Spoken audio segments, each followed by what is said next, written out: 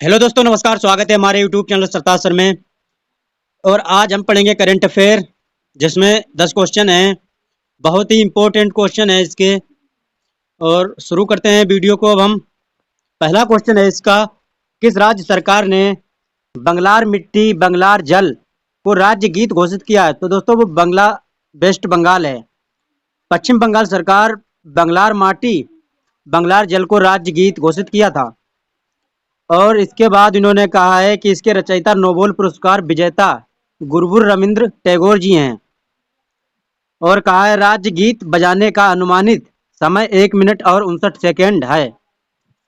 आगे पढ़ते हैं इसके बारे में। आगे कहा है इन्होंने कि राज्य गीत बजने पर सभी ध्यान की स्थिति में खड़ा होना होगा। और आगे इन्होंने कहा है पश्चिम बंगाल सरकार ने बंगाली नववर्ष के पहले ही दिन पोइला बोईखास को राज्य दिवस के रूप में घोषित किया था। और इस राज्य दिवस को बंगला दिवस कहा जाएगा। अगला क्वेश्चन है हमारा, इसरो ने 1 जनवरी 2024 को कौन सा सैटेलाइट लॉन्च किया था? तो दोस्तों वो स्पोसैट है, जिसे लॉन्च किया था इसरो ने। इसरो ने रेडिएशन की स्टडी करने वाला एक्सो एक्सपोसैट है, जो सैटेलाइट लॉन्च किया था इसने। और 2024 के पहले ही दिन इसरो ने दुनिया का दूसरा और देश का पहला ऐसा सैटेलाइट लॉन्च हो गया जो पल्सर ब्लैक होल्स आकाशगंगा रेडिएशन आदि की स्टडी करेगा। आगे इसके बारे में कहा है इन्होंने, सैटेलाइट का नाम एक्सपोसाट है इसका।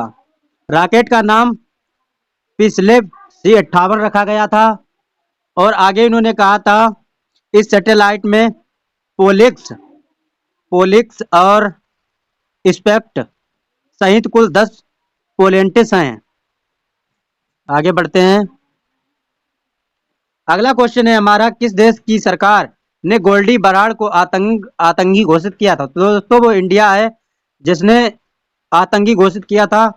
गोल्डी बराड़ को भारत सरकार ने आतंकवादी घोषित किया था, जो पंजाब गायक सिद्धू मूसेवाला की हत्या के कथित मास्टरमाइंड और पंजाब पुलिस की ओर से कई मामलों में वांछित गोल्डी बराड़ को भारत सरकार ने आतंकवादी घोषित कर दिया है। और इसके पॉइंट समझ लीजिए। केंद्रीय गृह मंत्रालय ने सतविंदर सिंह उर्फ सतेंद्रजीत सिंह उर्फ गोल्डी बराड़ को गैर कानूनी गतिविधियों को रोकथाम अधिनियम यूपीए के तहत आतंकवादी घोषित किया था। और गोल्डी बराड़ खालिस्तानी संगठन के बराबर खालसा इंटरनेशनल से जुड़ा था। आगे बढ़ते हैं। कांगो के लगातार दूसरे कार्यकाल के राष्ट्रपति कौन चुने गए हैं दोस्तों? तो फेलिक्स त्सेकीदी हैं। फेलिक्स त्सेकीदी लगातार दूसरे कार्यकाल के लिए कांगो के राष्ट्रपति चुने गए थे। और डेमोक्रेटिक रिपब्लिक ऑफ कांगो गणराज्य राष्ट्रपति फेलिक्स त्सेकीदी ने 74 वोट के साथ फिर से राष्ट्रपति चुनाव का जीत लिया है। आगे पढ़ते हैं इसके बारे में। कांगो लोकतंत्रिका गणराज्य DCR जिसे बोलते हैं इंग्लिश में, मध्य अफ्रीका में है। ये अफ्रीकी महाद्वीप का अल्जीरिया के बाद दूसरा सबसे बड़ा देश है। कांगो गणराज्य की राजधानी किसांगा मुद्रा कांगोलेंस फ्रैंक है। आगे बढ़ते हैं। अगला क्वेश्चन है हमारा, inter operable criminal justice system, जिसे इंग्लिश में बोलते हैं ICJCS, जिसे कहते हैं international operation criminal justice system, उपयोग में कौन सा राज्य शीर्ष पर रहा है? तो दोस्तों वो उत्तर प्रदेश ही रहा है। और inter operable criminal justice system के साथ उपयोग उत्तर प्रदेश पर ही शीर्ष पर रहा है।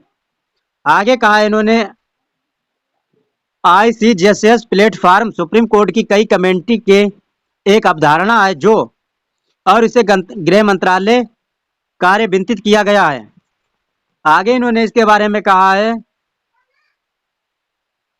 इसकी शुरुआत भारतीय न्यायपालिका आईसीटी को लागू करने के लिए राष्ट्रीय नीति और कार्य योजना तैयार करने से हुई थी और पुलिस अदालतों के उपयोग के लिए एफआईआर, डायरी, आरोप पत्र जैसे दस्तावेज पीडीएफ प्रारूप में अपलोड कराती है। अगला क्वेश्चन है हमारा, किसी राजस्थान का नया मुख्य सचिव बनाया गया। तो किसे बनाया गया दोस्तों? वो सुधांशु पंत हैं जिन्हें बनाया गया था राजस्थान का मुख्य सचिव। सुशांत पंत राजस्थान के नए मुख्य सचिव चुने गए थे। हाल ही में प्रधानमंत्री की अध्यक्षता वाली कैबिनेट की नियुक्ति सीमित एसीसी के सी ने घोषणा की थी। आगे कहा इन्होंने, सुधांशु पंत ने उषा शर्मा की जगह ली है जो हाल ही में सेवानिवृत्त हुई है। Sushant Pant Rajasthan mines and mineral corporation limited के अध्यक्ष पर अतिरिक्त प्रभार भी संभालेंगे। और इन्होंने कहा है आगे, मुख्य सचिव राज्य प्रशासन से संबंधित सभी मुद्दों पर मुख्यमंत्री का प्रमुख सलाहकार होता है। आगे अगला क्वेश्चन है, सागर परिक्रमा का 10वां संस्करण कहां से शुरू हुआ था? तो दोस्तों ये चेन्नई है जहां से शुरू हुआ था। कहा है चेन्नई बंदरगाह से सागर परिक्रमा 10वें चरण का शुभारंभ किया गया था। शुभारंभ केंद्रीय मंत्री परसोत्तम रुपाला और केंद्रीय राज्यपाल मंत्री डॉक्टर एल मुरुगन परिक्रमा काल का 1 जनवरी से 26 जनवरी 2024 तक चलेगा। और आगे इन्होंने कहा है इसके बारे में, कहा है ये परिक्रमा चेन्नई और आंध्र प्रदेश और पंडुचेरी के विभिन्न स्थानों पर होने वाली है। जो सागर परिक्रमा के पहले चरण की यात्रा 5 मार्च 2022 को गुजरात के मांडवी में शुरू हुई और 6 मार्च 2022 को पोरबंदर में समाप्त हुई थी। और इन्होंने आगे कहा है, उद्देश्य मत्स्य पालन से संबंधित विभिन्न योजनाओं के कार्यक्रमों के बारे में जानकारी का प्रसार करना। अगला क्वेश्चन है हमारा, अगला क्वेश्चन है फाई हॉकी 5 यस का विश्व का पहला संस्करण कहां से आयोजित हुआ था? तो ये दोस्तों आपको भी मालूम होगा, ये मास्कट ओमान से हुआ था। जो फाई हॉकी 5 विश्व कप का पहला संस्करण मस्कट ओमान में आयोजित किया जाएगा। और कहा है इन्होंने, विश्व कप के दौरान पुरुष और महिलाएं दोनों प्रतिक्रियाएं आयोजित करेगी। आगे इन्होंने कहा है इन्होंने हॉकी 5 प्रति टीम 5 खिलाड़ी के साथ ही खेला जाएगा। और कहा है हॉकी के 5 महिला विश्व कप 2024 है और आयोजन यानी 24 जनवरी से 27 जनवरी तक ही रहेगा।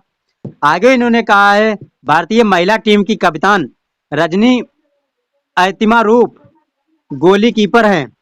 और इन्होंने कहा है फाई हॉकी 5 पुरुष विश्व कप 2024 है। आगे इन्होंने कहा है आयोजन जो होगा वो 28 जनवरी से 31 जनवरी लास्ट है। आगे इन्होंने कहा है भारतीय पुरुष टीम के कप्तान जो हैं वो सिमरनजीत सिंह हैं। अगला क्वेश्चन है हमारा, अगला क्वेश्चन है, किसने स्कॉटिश जूनियर ओपन स्वीप के चैंपियनशिप में U19 महिला एकल का खिताब जीता था? तो दोस्तों ये भी आपको मालूम ही होगा, ये अनाहत सिंह ने हैं जिन्होंने 2023 का खिताब हासिल किया था। इन्होंने कहा है स्कॉटिश स्केप्स जूनियर ओपन 2023 में अनाहत सिंह ने महिला अंडर 19वां खिताब जीता था। आगे इन्होंने कहा है अनाहत ने फाइनल में रोबिन मैकालप्लाइन को 11-6, 11-1 और 11-5 को हराया था इन्होंने। और कहा है इन्होंने आयोजन एडिनबर्ग स्कॉटलैंड में है। आगे इन्होंने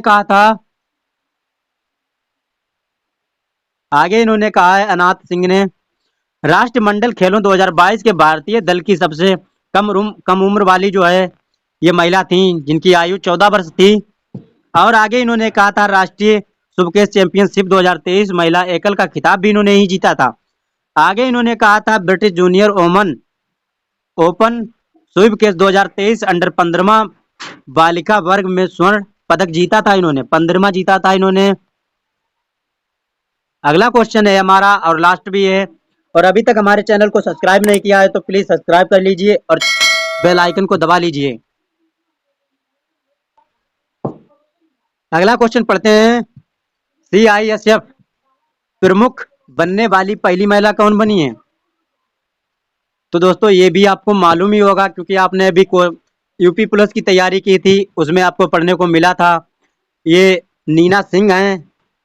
नीना सिंह ने ही CISF के प्रमुख महिला बनी थी। ये नीना सिंह CISF प्रमुख बनने वाली पहली महिला है, जो 3 IPS अधिकारी को हाल ही में केंद्रीय अर्धसैनिक बलों के प्रमुख प्रमुख के रूप में नियुक्त किया गया था दोस्तों।